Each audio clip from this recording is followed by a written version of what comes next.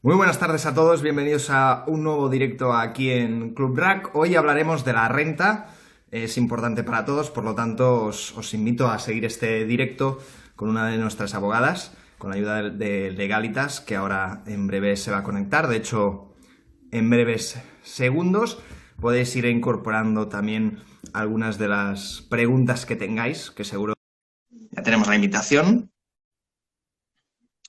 Y en breves segundos Nuria está con nosotros. Hola Nuria, buenas tardes. Hola, muy buenas tardes, David. ¿Qué tal? Os presento a Nuria Díez, abogada del Departamento Fiscal de Asistencia Legal con la ayuda de Legalitas. ¿Qué tal? ¿Cómo estás? Bueno, bien, dentro de las circunstancias lo mejor que se puede, intentando llevarlo lo mejor que se puede. Perfecto. Hemos lanzado las preguntas a nuestros seguidores y, bueno, algunas de las ya las tenemos apuntadas, pero también hemos hablado contigo, ¿no?, para hablar de esas preguntas más frecuentes que nos llegan, ¿no? Sí. Pues si quieres empezamos con la primera, que es si realmente estamos obligados a hacer la renta. Sí, sin duda. Es decir, la situación que estamos atravesando ahora mismo no implica que no tengamos obligación de hacer renta, con lo cual desde el día 1 de abril, que es cuando ha comenzado la campaña, pues tenemos los que estemos obligados a hacer la renta, tenemos que presentarla.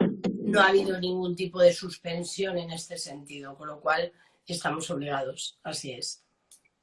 Como consecuencia del COVID-19, ¿se han ampliado los plazos para la presentación de la renta? No. No se han ampliado, es decir, empezó el día 1 de abril, finaliza el día 30 de junio y no se han ampliado, pero sí que es cierto que, bueno, pues tenemos la sospecha o podemos sospechar que un poco en virtud de lo que vaya sucediendo puede ser que haya alguna ampliación. Es más, hoy se ha producido, por ejemplo, la ampliación en cuanto a las autoliquidaciones trimestrales de IVA, IRPF y demás, algo que en principio era, bueno, no era pensable y de repente se ha ampliado, con lo cual en renta puede suceder lo mismo. De momento no se sabe nada, pero puede suceder. Una de las preguntas que más llegan es, vivo con mi pareja, no estamos casados, pero tenemos un hijo en común, ¿podemos hacer la renta en modalidad conjunta? Bien, esta es una pregunta muy interesante en el sentido de que llegan a posteriori muchas paralelas, lo que conocemos vulgarmente como las paralelas, porque mucha gente lo que hace es que efectivamente incluye la renta en modalidad conjunta con su hijo viviendo con el otro progenitor y no puede. Es decir, que ambos cónyuges, bueno, ambos progenitores tendrán que poner al hijo como descendiente, pero en ningún caso podrán optar a la aplicación de la reducción por tributación conjunta precisamente porque convive con el otro progenitor, con lo cual no, que no se ponga. He tenido un piso alquilado, ¿debo declararlo? Sí, es decir, si el conjunto, es decir, yo como dueño, ¿vale? Vamos a hablarlo como dueño o como inquilino, distinguir, ¿no? En este sentido, como dueño de un inmueble alquilado, si el conjunto de los rendimientos que he tenido a lo largo del año, conjunto con mis rentas del trabajo y con el piso alquilado, ha superado los 1.000 euros anuales, que es un límite muy bajo, en realidad nos invitan totalmente a hacer la declaración, ¿no? Estoy obligado a hacer renta y declarar ese piso alquilado, sí. Vale.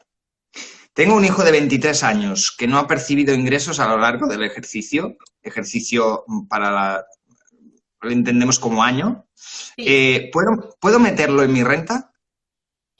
Bien, vamos a ver, para poder meter a un hijo como descendiente, es decir, que me apliquen unos mínimos que lo que en definitiva genera es que tribute pues, menos, ¿no? Que es de lo que se trata, ¿no? Al final de obtener beneficios fiscales, tengo que cumplir 4 requisitos, o tiene que cumplir mi hijo más bien 4 requisitos que tengo que tener muy claros, que son, en primer lugar, que mi hijo tenga menos de 25 años. Además, tiene que convivir conmigo, lógicamente. Y luego el hijo no tiene que obtener rentas superiores a 8.000 euros. Es decir, que si mi hijo ha obtenido rentas, imagínate, de 4.000 euros, pero no superan los 8.000 y además no presenta la renta con rendimientos superiores a 1.800 euros, puedo meterlo como descendiente. Ahora, si mi hijo, imagínate que se le ocurre presentar la renta declarando rendimientos de 2.000 euros, como supera los 1.800 euros, pues entonces ya no lo puedo meter como descendiente. Con lo cual, bueno, pues hay que valorar porque hay muchos hijos que le devuelven 30, 40 euros, presentan la renta y al final están perjudicando a los padres, que es mucho más interesante el mínimo por descendiente que los 30 euros que nos van a devolver a nosotros. O sea, que hay que tener cuidado. Siempre las cantidades que pones acaba siendo para que declares, ¿no? O sea... Vamos a ver, no siempre, quiero decir, luego los límites para estar obligado a hacer renta van por varias, digamos, por varios rendimientos. O sea, no es lo mismo que yo, por ejemplo, tenga rendimientos del trabajo, que es lo que, bueno, conocemos habitualmente, trabajar pues para una empresa y tener un pagador o tener dos pagadores, que tener un piso alquilado, que vender un inmueble. Entonces, sí que es verdad que está orientado, sobre todo en las ventas de inmuebles, de acciones, de fondos de inversiones, está muy orientado porque los límites están muy bajos para estar obligados a hacer renta, pero bueno, cuando estamos hablando de rentas del trabajo, yo creo que el límite de 22.000 euros cuando tengo un solo pagador para estar obligado a hacer renta es un límite que yo creo que está en un umbral correcto ahora mismo. Bueno, luego serían matizables muchas cosas, pero bueno, yo creo que ahora mismo es un límite que no, o sea, no lo veo desproporcionado. He vendido un inmueble. ¿Tengo que declarar? Era un poco al hilo de lo que ahora te explicaba, ¿no? En realidad, si yo vendo un inmueble, el límite, el umbral que pone Hacienda para estar obligado a hacer renta son 1.000 euros también, con lo cual es muy fácil que yo haya vendido un inmueble y en conjunto con todo lo que haya ganado de rentas de mi trabajo, pues obtenga un rendimiento superior a 1.000 euros, con lo cual sí, tengo que declararlo. Y además es una de las, vamos a decir, de las operaciones en las que más se fija Hacienda al final, es decir, las rentas derivadas de la transmisión de inmuebles son rentas muy controladas, muy inspeccionadas y, bueno, pues revisadas muy al detalle por la administración para que se declaren bien y que sean correctas. Con lo cual sí, se tiene que declarar. ¿Cómo es más favorable hacer la renta, conjunta o individual? Bueno, esto es una consulta que la verdad que nos hacen de forma muy habitual. A ver, yo siempre digo que el resultado de una renta siempre hay que hacer la renta y ver el resultado y compararlo, ¿vale? Es decir, si a mí alguien me pregunta cómo hago la renta, conjunta o por separado, sin hacer números, pues sería bastante por mi parte temerario contestarle. Pero sí que es verdad que la experiencia me dice que cuando tenemos para poder hacer la renta en modalidad conjunta, hablamos de un matrimonio, ¿vale? Tiene que estar casados legalmente. Entonces, normalmente suele salir mejor hacerla en modalidad conjunta cuando uno de los cónyuges trabaja y el otro no. Cuando los dos cónyuges trabajan, suele salir mejor hacerla por separado. Es decir, ¿por qué? Pues porque ambos rendimientos se tienen que sumar, el impuesto es progresivo, es proporcional, entonces cuanto más gano, más pago Hacienda. Entonces, lo normal es que salga mejor hacerla en modalidad conjunta cuando uno trabaja y el otro no, o no tiene rendimientos. ¿Qué puedo meter en mi renta para que me salga más favorable? Bueno, pues a ver, siempre se recomienda intentar buscar un poco lo que hayamos tenido a lo largo del ejercicio para intentar mejorar nuestra fiscalidad. Entonces, normalmente lo que yo suelo recomendar siempre es mirar si hemos hecho, por ejemplo, aportaciones a sindicatos, a colegios profesionales, si hemos hecho algún tipo de aportación a planes de previsión social, es decir, aportaciones a lo que conocemos todos como planes de pensiones, son muy interesantes. Cuidado también con los planes de pensiones porque son muy interesantes cuando los aporto, pero cuidado porque cuando los rescato generan rentas del trabajo y bueno, tienen sus matices. Viene la sorpresa. Efectivamente, entonces durante todo el tiempo que los hemos ido teniendo son muy interesantes, pero luego, en fin. Luego también son interesantes, reducen la tributación, las aportaciones a patrimonios protegidos. Si yo hago aportaciones, por ejemplo, a entidades sin ánimo de lucro, pues no sé, a Cáritas, a Médicos Sin Fronteras, quiero decir, a una entidad sin ánimo de lucro, hay que tener en cuenta esto. Luego los alquileres, es importante que miremos a ver si cumplimos los requisitos para podernos deducir por alquiler. Las aportaciones a empresas de nueva creación. Si tenemos familiares discapacitados a cargo, eso es una medida que ha sido relativamente reciente, es una deducción relativamente reciente y es muy interesante porque además va en la cuota y, quiero decir, es directa. Luego también aportaciones, por ejemplo, pues no sé, se me ocurre a patrimonios protegidos, creo que ya he dicho. Quiero decir, y sobre todo revisar las deducciones autonómicas, que esto es una cosa que a la gente se le suele olvidar Y luego cada comunidad autónoma ha aprobado Es distinto, unas ¿no? deducciones que, bueno, cada vez son más amplias. Hay comunidades que, en fin, son numerosas, con lo cual hay que tener cuidado con ellas porque son interesantes también. ¿Puedo aplicar deducciones autonómicas? ¿Qué es lo que...? Que es un poco Ah, acá bueno, lo que venía, ¿no?, diciendo. Bueno, a ver, puedo aplicarlas si cumplo los si las requisitos, tengo. con lo cual eso es decir, hay deducciones autonómicas y, como digo, hay deducciones en algunas comunidades autónomas que son extensísimas y que a nivel estatal no existen, pero a nivel autonómico sí. Si lo cumplo, por supuesto. Y de hecho, el propio programa Renta Web, al final del todo, sale como una especie de pantalla donde te avisa que puedes practicarte deducciones autonómicas y que las tengas en cuenta. Entonces, esto se recomienda que se tenga en cuenta siempre. ¿Puedo fraccionar el pago de mi declaración en caso de salirme positiva? Sí, sí que puedo hacerlo. Yo voy a explicar primero el pago que hay ahora mismo y yo intuyo que quizás con todo lo que estamos atravesando pueda salir de alguna manera algún tipo de, quiero decir, de beneficio, que se pueda aprobar algún tipo de fraccionamiento distinto a este y que también pueda favorecer a las familias. Ahora mismo el fraccionamiento típico, por decirlo de algún modo, es el fraccionamiento del 60-40, es decir, puedo fraccionarlo en dos partes, 60 lo pago en el momento en el que presento la renta y el 40 lo pago en noviembre. Se suele pasar pues a primeros de noviembre, sobre el 5, una cosa así. Pero yo creo que con el tema de la pandemia, bueno, yo creo que puede haber otro tipo de fraccionamientos e incluso si abren las oficinas, incluso en rentas muy altas se podrá probablemente hasta negociar fraccionamientos más acordes con la situación de cada uno, de cada contribuyente. Isa nos pregunta, ¿se podrá hacer la renta telefónica para personas mayores que no saben de tecnología? Bueno, a ver, esto siempre ha existido, quiero decir, esto además, y no solo se ciñe a personas mayores, es decir, que hay mucha gente joven que o bien no tiene los medios o no los conoce o no dispone de los mismos, con lo cual no tenemos que encasillar exclusivamente a la gente mayor, hay mucha gente joven que no sabe hacerlo. Hay un plan ahora mismo, como las oficinas están cerradas, hay un plan que se llama el Plan Le Llamamos, que fue innovador el año pasado en la agencia tributaria. Es un plan donde hay un teléfono, tú llamas al teléfono, la agencia tributaria concierta una cita contigo a una hora, un día concreto, te llaman, acceden a tu borrador y si son rentas, digamos, asumibles, que se pueden hacer, etcétera, etcétera, ellos mismos te hacen la declaración, se presenta y listo, con lo cual sí puede hacerse.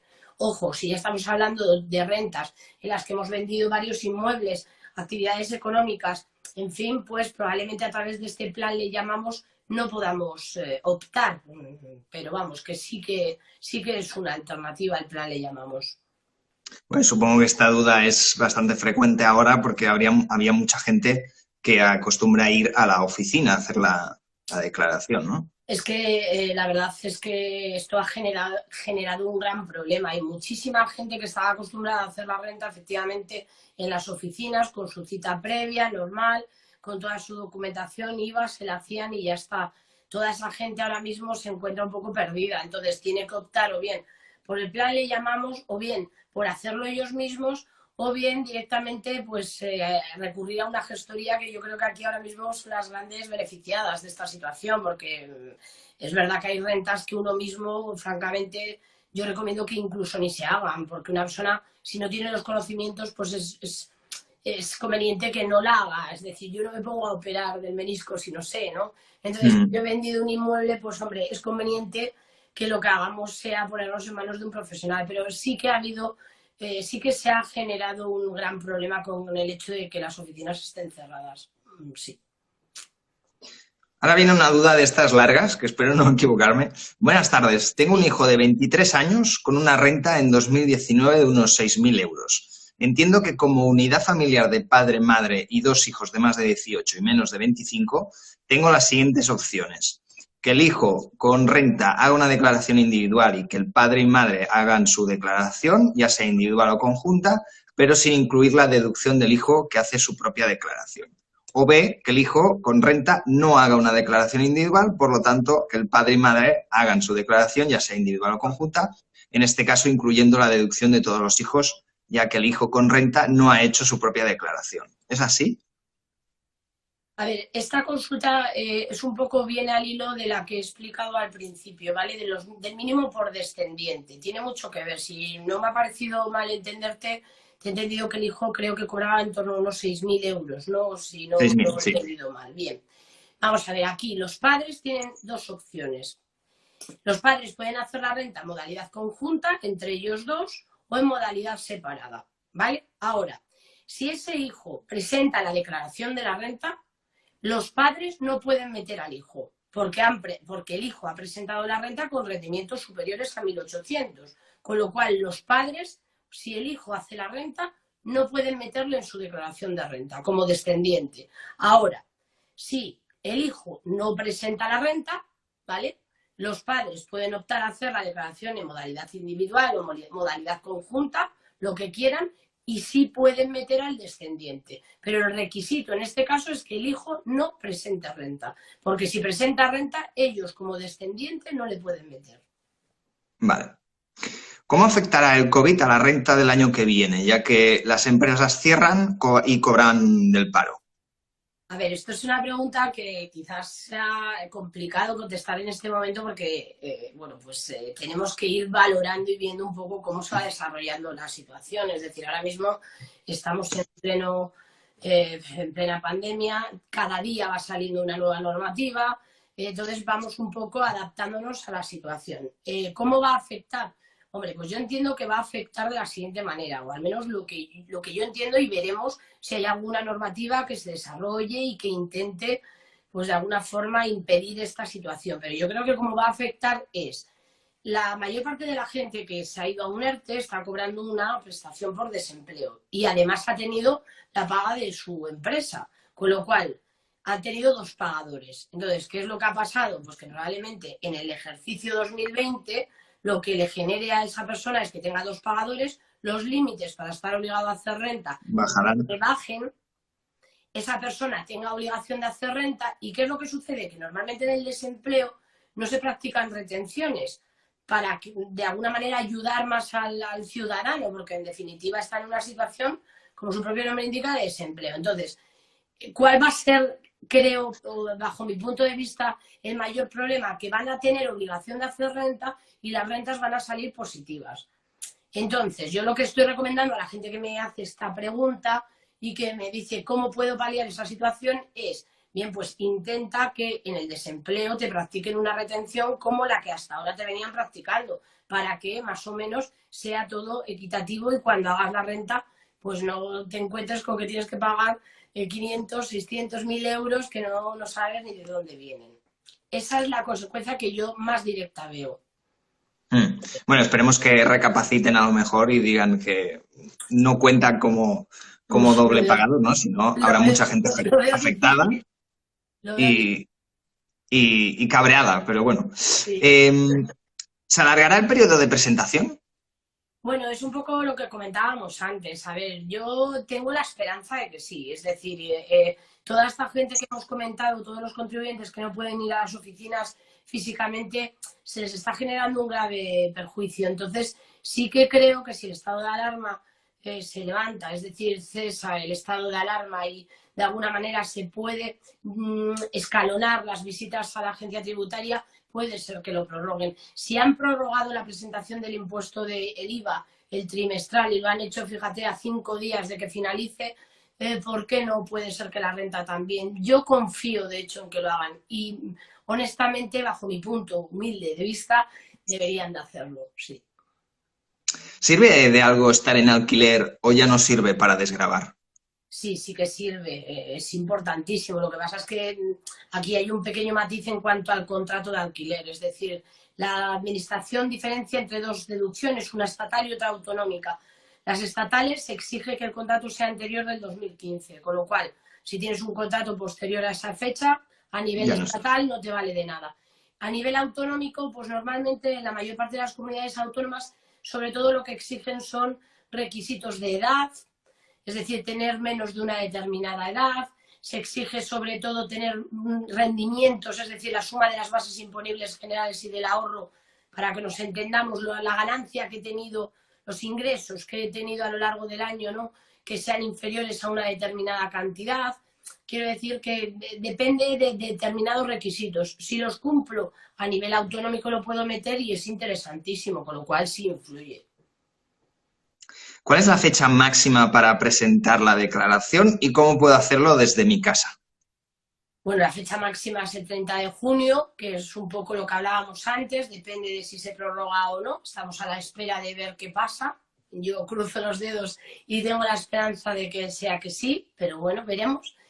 ¿Y cómo lo puedo hacer desde mi casa? Bueno, pues vamos a ver, en principio hay que tener un cierto conocimiento. Entonces, se puede hacer a través del programa, es decir, nos metemos en la página web de la agencia tributaria, hay un apartado donde metiendo el número del DNI y la fecha de validez del DNI nos da un código alfanumérico, es decir, es un código con números y letras, es un número de referencia y con ese número de referencia accedemos a nuestro borrador. En ese borrador está todo lo que hemos ganado, nuestros rendimientos, nuestros datos fiscales, nuestros domicilios, nuestras viviendas, etcétera, etcétera.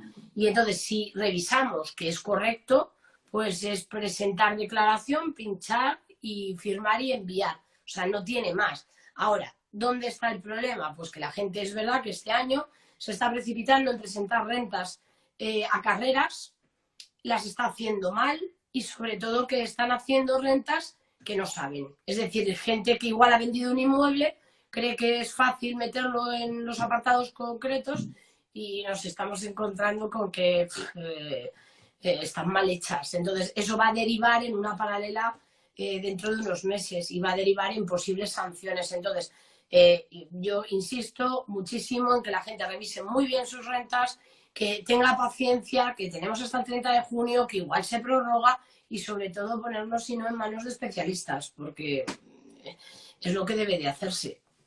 Y lo que también es importante es que si el borrador está mal, si se declara, el culpable es la persona, no, Sin duda, no el Estado. esto es algo muy habitual donde, bueno, pues muchos clientes cada vez que les llega una paralela, ¿no? Yo lo llamo vulgarmente una paralela, es una propuesta de liquidación provisional, pero todos lo conocemos como una paralela. Y siempre que nos llega, no, es que el borrador me lo ponía, son ellos los que lo ponen. No. El borrador, como su propio nombre indica, es borrador, quiere decir que puede estar bien, puede estar mal. Hacienda no tiene por qué saber si he tenido un hijo, o me he divorciado, o me he separado, o ya no es mi vivienda habitual. Entonces, por eso precisamente se llama borrador, para modificar y poner bien los datos fiscales. Si yo acepto el borrador y está mal, la consecuencia es mía, exclusivamente, y si deriva una sanción, pues la sanción la pago yo. Y es muy difícil levantarla. Prácticamente, no voy a decir imposible, pero muy difícil. Sil nos pregunta, recibí una indemnización por accidente laboral en el 2018 superando los 10.000 euros. ¿Tengo que declararlo? Bueno, las indemnizaciones, a ver, aquí es un tema un poquito más peliagudo, es decir, aquí hay que ver el tipo efectivamente de indemnización exactamente, ¿vale?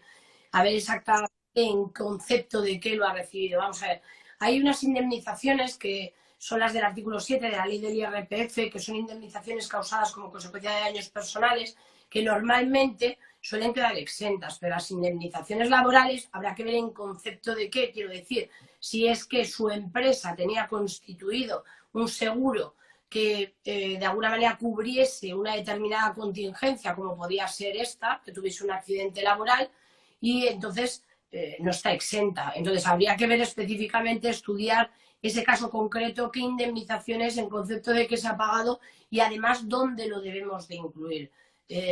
Habría que estudiarlo más específicamente. Marta nos pregunta, a ver si la puedo recuperar, sí. Si compro y vendo un piso, pero lo he reformado, ¿ese gasto de reforma lo puedo restar del beneficio? A ver, esto es un concepto, el concepto de gasto de conservación y de reparación es muy difícil de distinguirlo respecto a una mejora, ¿vale? Entonces, yo puedo introducir, es decir, yo si compro un piso y luego lo vendo, yo tengo que declarar la diferencia entre el valor por el que vendo y el valor por el que lo he comprado, ¿vale? Entonces, si yo en ese piso he hecho reformas, pero las típicas reformas, he alicatado los baños, he cambiado el parqué, he pintado, esos son gastos de conservación y de reparación, eso no es un gasto que se puede incrementar al valor de adquisición del inmueble. Eso es un gasto de conservación y de reparación que he tenido que generar como consecuencia de, bueno, pues entrar a vivir en mi nueva casa. Ahora, te pongo un ejemplo. Si yo me compro una casa y construyo una piscina que no tenía y la hago, lo que estoy haciendo es introducir una mejora. Las mejoras sí que las puedo añadir como un mayor coste de adquisición. Entonces, distinguir lo que es una mejora de un gasto de conservación y de reparación a veces no es sencillo. Pero más o menos lo he intentado resumir un poco con el tema de la piscina, que es el ejemplo que siempre pongo. Pero Más claro. Lo normal es que sean gastos de conservación y de reparación y que no se tengan que incluir. Cambiar las ventanas de Climalit, de PVC por Climalit, no es una mejora. Es decir, mejoras tu casa, está claro, pero no es introducir una mejora. Con lo cual, bueno, pues también hay que estudiar cada factura concreta para ver si se puede meter. Jaime nos preguntaba que ha vendido su coche de segunda mano. ¿Tiene que declararlo? La venta de un inmueble, perdón, de un vehículo, en este caso de un coche, intuyo que lo vende por un precio inferior al valor por el que lo adquirió, porque normalmente es así. Entonces, las pérdidas derivadas del consumo no tributan, no tiene que declararlo. Ahora, imagínate que yo tengo un coche, un vehículo histórico, que está muy de moda y lo vendo por un precio superior al valor por el que yo lo adquirí. Tengo que declararlo porque me ha generado una ganancia patrimonial. Pero si yo he comprado por 15 y ahora lo vendo por 8, es una pérdida y no tiene que indicarse nada en renta. Vale. Julio, ¿las indemnizaciones por despido de trabajo hay que declararlas? Bueno, otra pregunta muy interesante que viene un poco a colación respecto a la indemnización que preguntaba, bueno, pues la anterior chica, ¿no?, que comentaba respecto a la indemnización laboral. Las indemnizaciones por despido, en principio, y voy a ser muy generalista, ¿vale?, pero hay que tener mucho cuidado con ellas porque digamos que tienen dos vertientes. Por un lado hay un límite que se estableció hace relativamente poco de 180.000 euros y luego, por otro lado, depende del tipo de despido que me hayan efectuado, ¿vale? Es decir, no todas las indemnizaciones están exentas y depende de la cuantía que me paguen. De tal manera, ¿vale? Te voy a poner un ejemplo. Imagínate que a mí me despiden con un despido improcedente, ¿vale? Ese despido improcedente, para que quede exenta esa indemnización, tienen que pagarme a razón de lo que establece el Estatuto de los Trabajadores, ¿vale? Con lo cual, si el Estatuto de los Trabajadores dice que me tienen que pagar antes de la normativa a razón de 45 días de salario por año trabajado y después de el cambio de la normativa laboral a razón de 33, y porque yo he sido un buen trabajador, resulta que me pagan a razón de 60, ¿vale?, días por año trabajado, el exceso tributa.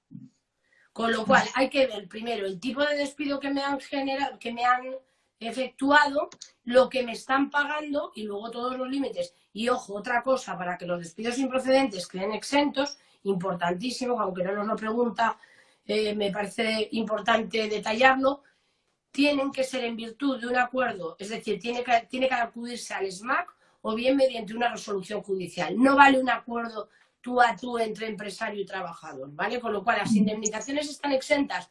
Pues depende de muchos parámetros y hay que estudiar cada caso igualmente concreto. Pero lo normal, en la mayor parte de los casos, es que estén exentas. Vale. Joan, es la primera vez que tengo que hacer la declaración de la renta. El hacer el borrador no implica que finalmente haga la declaración, ¿no? No, para nada. De hecho, en muchísimas ocasiones yo lo que hago con los clientes es decirle que accedan al borrador para ver determinados datos, por ejemplo, para meter a descendientes, ascendientes, y el acceder al borrador no implica que estés presentando renta, bajo ningún concepto. Tú estás accediendo a tu borrador, a tus datos fiscales. Entonces, para que tú presentes la renta hay una pestaña específica que pone presentación de declaración. Si tú no das a esa pestaña, que además de dar a esa pestaña tienes que dar a otra de firmar y enviar, o sea, no es algo que tú des un clic, no es comprar por Amazon, clic y lo tienes en casa. No, esto es más, es decir, aquí hay que firmar y enviar, con lo cual el ver el borrador no implica absolutamente nada. Patri nos dice, mi padre ha muerto el año pasado siendo pensionista. ¿Mi madre está obligada a hacer la declaración? Bueno, vamos a ver, digamos que ahí hay que distinguir dos cuestiones distintas completamente, es decir, son dos rentas distintas. No se pueden hacer, o sea, no podemos, no tienen nada que ver los dos contribuyentes, ¿vale? Para que nos entendamos, su padre tiene que ver desde el día 1 de enero hasta el día que falleció cuánto cobró y si supera los límites, y por tanto, si supera los límites hay que hacer la renta de esa persona fallecida, y luego su madre, por otro lado, hay que ver lo que ha cobrado de 1 de enero a 31 de diciembre. Si supera los límites que establece la normativa, su madre tendrá que hacer la renta. Pero son rentas independientes. O sea, no va una hasta que fallece el padre y otra después a partir del fallecimiento. No, son rentas separadas, independientes. Perfecto. Antes de acabar el directo, ¿qué consejos les podrías decir a las personas que nos ven a la hora de hacer la renta? Esos consejos básicos que toda persona tiene que saber. Bueno, yo los consejos básicos un poco los he ido más o menos diciendo a lo largo del directo. Sobre todo, por favor, paciencia. Quiero decir, la gente, este año, el primer día, teníamos colapsados los servidores de la agencia tributaria. Ahora era imposible. Es más, incluso el día de Jueves Santo, Viernes Santo, es imposible acceder a los servidores, se cortan constantemente. ¿Por qué? Porque todo el mundo quiere hacer la renta ya. Entonces, primero, pido paciencia. O sea, la renta estamos en plazo, tenemos plazo para hacerlo. Segundo, por favor, cotejar correctamente lo que viene en los datos fiscales con la realidad. Es decir, si a mí los datos fiscales me aparece que mi empresa me ha pagado 20.000 y luego resulta que mi certificado de retenciones me pone 25.000, hay un problema. Tengo que ver dónde está el problema. O sea, importantísimo. Tercero, las casas. Normalmente vienen a veces casas que no son nuestras o que hemos vendido. ¿Por qué? Porque lamentablemente en el catastro no ha habido una modificación, pues hay que generar esos cambios, modificarlo. No aceptar el borrador así como así. O sea, ese es el consejo principal y fundamental que yo desde aquí recomiendo, y sobre todo eso, contrastar que todos los datos estén correctos y saber un poco quizás las limitaciones. Con esto no quiero decir que no pueda hacerse una renta a una persona, ¿vale? Pero sí es verdad que yo no sería capaz de ponerme 3 puntos porque no me dedico a ello, con lo cual me iría a un centro sanitario para que una persona, una especialista, una enfermera me ponga los 3 puntos. Pues si yo he vendido acciones, fondos de inversión y no sé cómo tributa, tengo que ponerme en manos de un especialista, no lo puedo hacer yo. Y sobre todo esperar un poco para ver qué va pasando. Pues muchísimas gracias, Nuria, por explicarnos el tema de la renta 2019, un tema que para muchos es muy complejo, por no decir para la mayoría, y lo has explicado perfectamente y yo creo que toda la gente, de hecho, Patri, si lo estás leyendo, te da las gracias como otros usuarios. Yo también te doy las gracias por atendernos y por hacer este directo y nada, que sea leve estos días de mucho trabajo. Vale, pues muchas gracias a vosotros para lo que necesitéis. Igualmente. Venga, un saludo, Nuria. Adiós. Buenas tardes. Pues hemos tenido el directo de la renta 2000 que para más consejos y ver todo el proceso recomendamos acceder a nuestro blog y ahí tenéis un artículo que os explica perfectamente los pasos a seguir para hacerlo de la forma más fácil y si no tenéis la asistencia legal del RAC para que os ayude. Nada más, muchas gracias a todos por seguirnos y mañana tenemos a Charlie Sinewan con nosotros, por lo tanto, para hablar de motos y sus viajes en estos días de confinamiento. Como siempre os digo, gracias a todos por seguir y seguir en casa y nada, hasta mañana. Chao.